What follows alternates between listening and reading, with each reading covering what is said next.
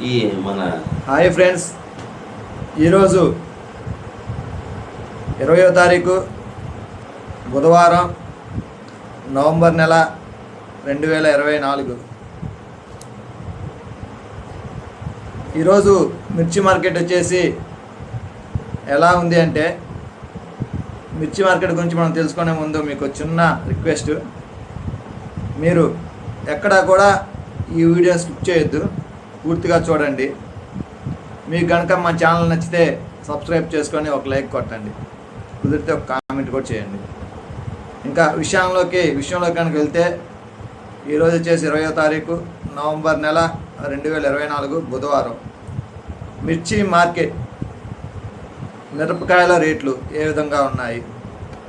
మిరపకాయల రేట్లు అయితే గతంలో లాగే, అంటే లాస్ట్ 1 మంత్ నుంచి, అంటే చివరి నెల రోజుల నుంచి ఎలా ఉందో ఈరోజు కూడా మార్కెట్ అలాగే ఉంది.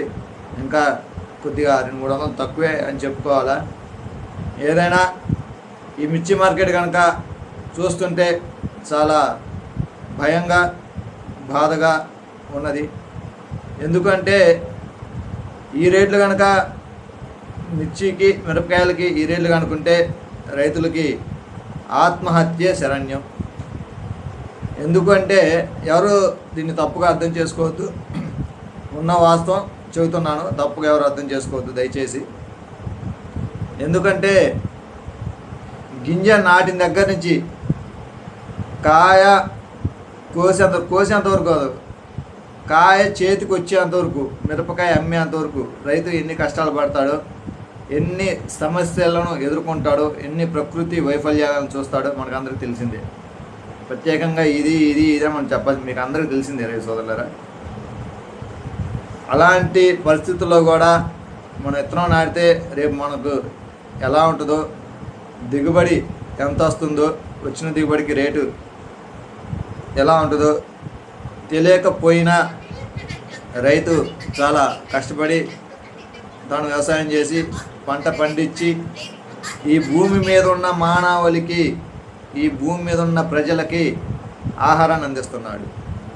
అలాంటి రైతు పరిస్థితి ఈరోజు ఎలా దిగజారిపోయిందంటే, ఇలాగే కనుక ఉంటే రైతు వ్యవసాయం చేయడానికి కూడా తీవ్ర స్థాయి, అంటే తీవ్ర ఇబ్బందులు ఎదుర్కొంటున్నాడు. భవిష్యత్తులో రైతు వ్యవసాయం చేయడానికి కూడా సముఖత అంటే ఇష్టం. రైతు వ్యవసాయం చేయడానికి కూడా ఇష్టపడటం లేదు, ఇప్పటికే ఇష్టపడటం లేదు. భవిష్యత్తులో ఇంకా గడ్డు పరిస్థితి ఎదుర్కోవాల్సి వస్తుంది. రైతు కనుక వ్యవసాయం కనుక మానేస్తే ఈ భూమి మీద ఉన్న మానవులకి ఆహారం అనేది చాలా కష్టమవుతుంది.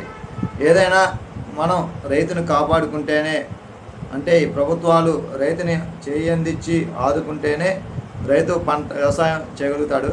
ఇలా రైతు అయినా సరే ఎన్ని సంవత్సరాలు దండగలకి, నష్టాలకి వ్యవసాయం చేస్తాడు అనేది మనం కూడా ఒకసారి ఆలోచించాలా.